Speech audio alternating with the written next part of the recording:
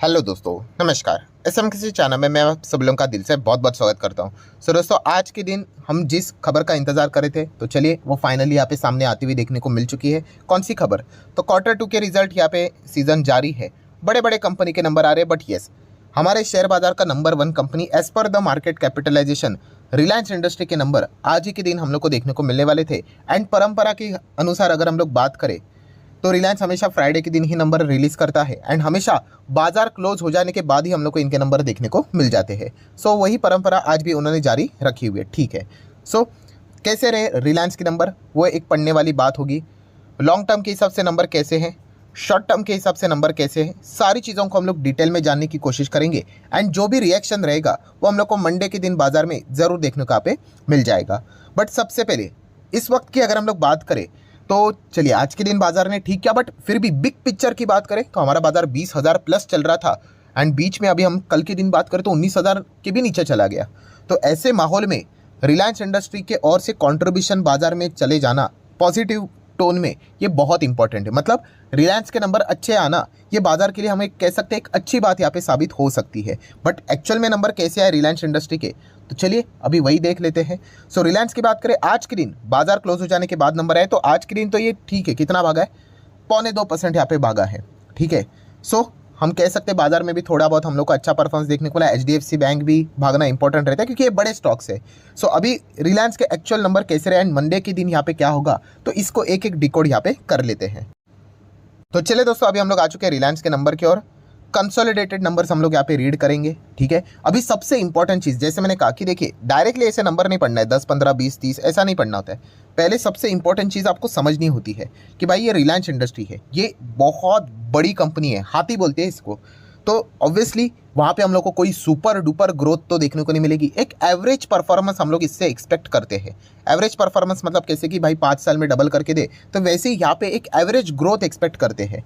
कोई unrealistic expectation लेकर नहीं चलना कि भाई प्रॉफिट क्या डबल होगा क्या। अरे प्रॉफिट डबल कैसे होगा यहाँ पे? ठीक है, 10-10, 20-20 हज़ार करोड़ के इनके प्रॉफिट क्या 40,000 हो जाएगा? नहीं हो जाएगा। तो कैसा होता है, 15,000 करोड़ का प्रॉफिट 15,500 हो जाए, 16,000 हो जाए, ठीक है, ठीक है, बट डबल नहीं होगा। तो उस हिसाब से ये पहले मेंटली हम लोगों ने इन सारी चीज़ों को समझकर नंबर पढ़ना होता है, तो नंबर पढ़ने का कोई अर्थ है। वरना तो क्या बस नंबर ऐसे 10 का 15, 15 का 20 ऐसा पढ़ के कोई सेंस नहीं है। तो चलिए अभी एक एक चीज़ को पकड़ लेते हैं। सबसे पहले तो भाई देख लेते हैं कि सीक्वेंस ठीक है कि नहीं। सितंबर, जून, सितंबर हमेशा की तरह सीक्वेंस ठीक है। जितने भी फिगर्स है सबके सब रुपीज़ इन करोड़ में है। तो चलिए शुरुआत कर लेते हैं। सबसे पहले टोटल इनकम के साथ कितना है, 2,38,797 करोड़। ये इस वक्त का कंपनी की टोटल कमाई है। इस क्वार्टर की बात करें तो पिछले 3 महीने पहले की बात करें, जिसको हम लोग क्वार्टर 1 कहते हैं, तब था 2,14,644 करोड़ और उसके पहले था 2,35,690 करोड़ के आसपास। तो मोटा मोटी अगर हम लोग बात करें कंपनी का एक साल के भीतर भीतर जो इसी क्वार्टर का जो इनकम है, कमाल का ग्रो हुआ है। 2,35,000 करोड़ से 2,38,000 करोड़ के रेंज में आ चुका है। एंड पिछले 3 महीने पहले 2,14,000 करोड़ था, वो हो चुका है 2,38,000 करोड़। मतलब क्वार्टरली तो और भी शानदार ग्रोथ हम लोग को देखने को मिल रही है। बट ये तो बात इनकम की हो गई। आपको पता ही है, इनकम देखकर तो हम लोग नाच नहीं सकते, क्योंकि इतना कमाने के लिए खर्चे भी तो करने पड़ते हैं। तो ऐसा नहीं होना चाहिए कि 2,38,000 कमाने के लिए 2,40,000 का खर्चा किया, भाई लॉस में चली जाएगी कंपनी। टेंशन लेने की जरूरत नहीं है, रिलायंस थोड़ी ना लॉस में जाएगी। बट चलिए, इतना कमाने के लिए कितना खर्चा किया है, 2,12,000 करोड़ का खर्चा है। ठीक है, लास्ट टाइम कितना था, 1,90,000 और उसके पहले 2,15,000। तो इनकम से क्या करेंगे, एक्सपेंसेस खर्चों को हटा देंगे, तो हाथ में बचेगा प्रॉफिट या फिर लॉस।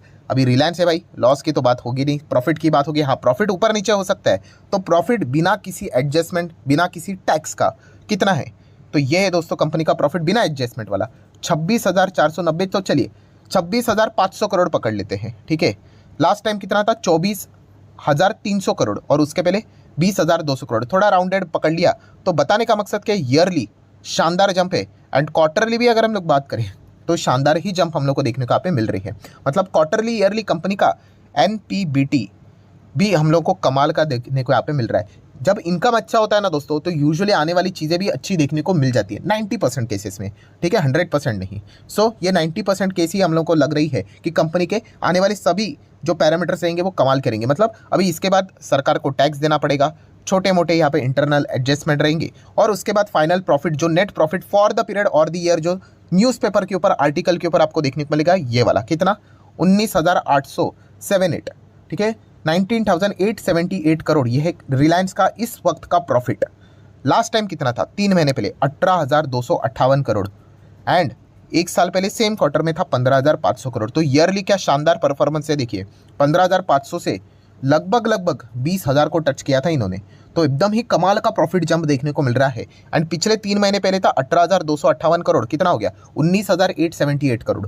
तो इतना तो मैं कह सकता हूँ दोस्तों, जो कि एक लॉन्ग टर्म के इन्वेस्टर रहेंगे उनको तो इस नंबर से कोई आपत्ति नहीं होनी चाहिए, ठीक है। एटलीस्ट छोटा मोटा, हाँ, ग्रोथ एक्सपेक्टेशन ऊपर नीचे हो सकता है अनुमान के हिसाब से, उसके ऊपर अभी हम लोग आएंगे थोड़ी देर बाद। बट एक लॉन्ग टर्म वालों को मुझे नहीं लगता कि ये नंबर देखकर वो ये कहेंगे कि अरे बाप रे ये क्या नंबर दे दिए, नहीं, बिल्कुल भी नहीं, ठीक है। तो हम लोग कह सकते हैं लॉन्ग टर्म वाले के लिए कमाल के नंबर्स देखने को यहाँ पे मिल रहे, कोई दिक्कत की यहाँ पे बात नहीं है। अगर हम लोग यहाँ पे ओनर्स ऑफ द कंपनी की भी बात करें, जो कि इक्विटी शेयर होल्डर के लिए देखने को मिल जाता है, वो भी कितना है 17,300, 16,000 और 13,656। तो मतलब वही सिनेरियो हम लोग को आगे बढ़ते हुए देखने को मिल रहा है। एंड फॉर्मेलिटी भी ईपीएस के माध्यम से कर ही लेते हैं। तो ईपीएस कितना है 25.71, 23.66, 19.92। तो 19 के रेंज वाला ईपीएस 25 के रेंज में चला गया, इनफैक्ट मोर देन दैट।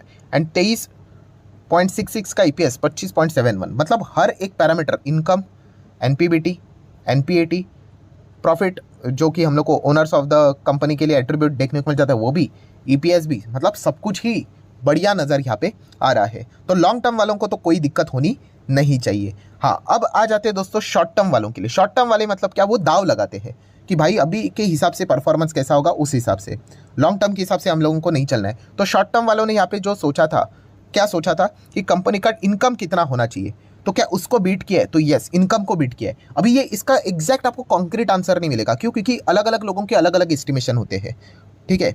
किसी ए का एस्टिमेशन अलग हो सकता है, बी का अलग हो सकता है, सी का अलग हो सकता है, डी का अलग हो सकता है, जेड का अलग हो सकता है, ठीक है। बट फिर भी एक एवरेज अनुमान भी अगर हम लोग पकड़ ले तो टोटल इनकम जो अनुमान किया गया था उससे ऊपर ही नज़र आ रहा है। एंड प्रॉफिटेबिलिटी की अगर हम लोग बात करें तो वो भी जो एक्सपेक्ट किया गया था 19,500 के रेंज के आसपास, वो 19,800 नज़र आ रहा है।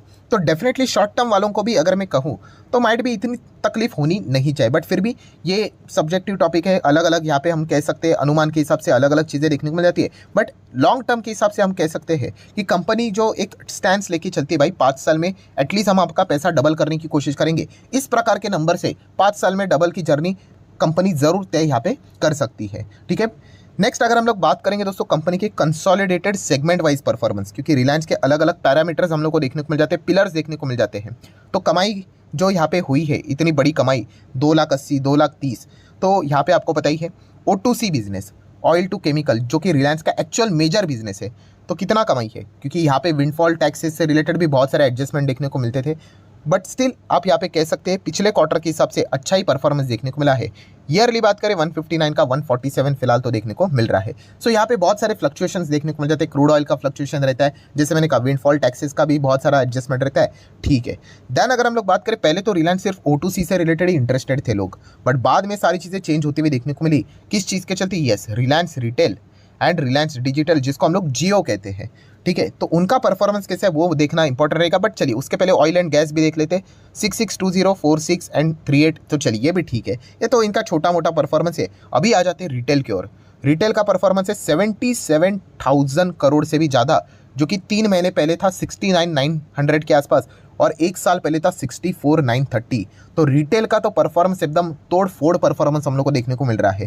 काश ये अलग से लिस्ट हो जाता, ठीक है। अभी ये लिस्ट करेंगे नहीं करेंगे तो इनका फ्यूचर का यहाँ पे प्लान है, वो तो देख ही लेंगे हम लोग। एंड उसके बाद अगर हम लोग बात करें डिजिटल सर्विसेज, जियो का क्या परफॉर्मेंस है 32,600, 32,000 एंड 29,000 के रेंज में। मतलब जियो एंड रिटेल अभी भी जो मतलब बोलते हैं ना, इनके लिए एक गेम चेंजर साबित हुआ है, वो वैसा ही परफॉर्मेंस यहाँ पे दे रहा है। कमाल का परफॉर्मेंस हम लोग को देखने को मिल रहा है। अगर भविष्य में कभी रिटेल एंड जियो अगर अलग हुआ ना, तो मुझे लगता है लोग रिलायंस की ओर देखना धीमे धीमे कम ही कर देंगे, ठीक है, क्योंकि अलग से ऑप्शंस आपके पास अवेलेबल हो जाएंगे ना, ठीक है। बट फिलहाल तो हम कह सकते हैं ऐसा तो हुआ नहीं है, सिर्फ JFS, जियो फाइनेंशियल सर्विसेज अलग यहाँ पे हुआ है। एंड अदर सेगमेंट की बात करें 19, 17, 20, इसी के अंडर हम लोग को बाकी चीज़ें भी इनके बिजनेसेस देखने को मिल जाते हैं। तो ओवरऑल अगर मैं कंक्लूजन की बात करूँ तो कंपनी जैसा परफॉर्मेंस दिखाती है वैसे हम लोग को देखने को मिला है। मतलब हमेशा इनके परफॉर्मेंस हम लोग को ऐसे ही धीमे धीमे करके बढ़ते हुए देखने को मिल जाते हैं। हाँ, ऐसा नहीं होगा कि एकदम एक्सेप्शनली ग्रोथ करके, बट फिर भी डिसेंट नंबर हम लोग को देखने को मिले। हाँ, इतना तो मैं एटलीस्ट कह सकता हूँ कि लास्ट टाइम जो हम लोगों ने नंबर देखे थे, बाप रे बाप, वो तो बहुत ही ज़्यादा खराब देखने को मिले थे। उस हिसाब से ये देखा गया तो भाई ये तो मतलब कई गुना अच्छे नंबर है, इतना भी हम लोग यहाँ पे कह सकते हैं। हाँ, अभी रिलायंस इसके ऊपर कैसे रिएक्ट करेगा वो मंडे के दिन देखने वाली बात होगी, क्योंकि यूजुअली हम लोगों ने देखा है नंबर्स कैसे भी आ जाए शेयर बाजार में हम लोग को बाद में गिरावट ही देखने को मिल जाती है। ठीक है, ये सिर्फ इधर की बातें नहीं है, अब अमेरिका का बाजार भी देख लीजिए, बड़े बड़े कंपनी नंबर दिखा रहे हैं उसके बाद पिटाई ही खाते हैं। ठीक है, क्योंकि ओवर एक्सपेक्टेशन का वो शिकार होते हैं। हाँ, बट एवरेज जो इनका परफॉर्मेंस होता है उनको वो मीट करने की कोशिश करते हैं। मतलब 5 साल में डबल है क्या, तो ये देखिए 5 साल में कितना है, डबल करके तो यहाँ पे दे रहे हैं। मतलब चलिए अपने मतलब जो एक नॉर्मल शेयर होल्डर जो एक्सपेक्टेशन लेकर इसमें आता है उसको तो ये अपना टारगेट फुलफिल करके देने की कोशिश कर रहे हैं, उसमें तो ये सक्सेसफुली हम लोग को आगे बढ़ते हुए देखने को मिले। और ये इस प्रकार की जो नंबर है उससे शायद से कोई दिक्कत होनी तो यहाँ पे नहीं चाहिए। तो चलिए अभी देख लेंगे मंडे के दिन बाजार का रिएक्शन कैसा होता है करके, क्योंकि ये निफ्टी में भी बहुत बड़ा कॉन्ट्रीब्यूशन अपना देता है। बट ओवरऑल कॉन्टेक्स्ट में अगर मैं बात करूँ दोस्तों, इंटरेस्टिंग नंबर देखने को मिले, at least as compare to the previous quarter से तो कई गुना अच्छे नंबर देखने को मिले हैं। सो ठीक है, जितने भी इंपॉर्टेंट पॉइंट्स थे सारे मैंने कवर कर लिए। वीडियो अच्छा लगा होगा तो चाहो तो आप लाइक एंड शेयर कर सकते हो।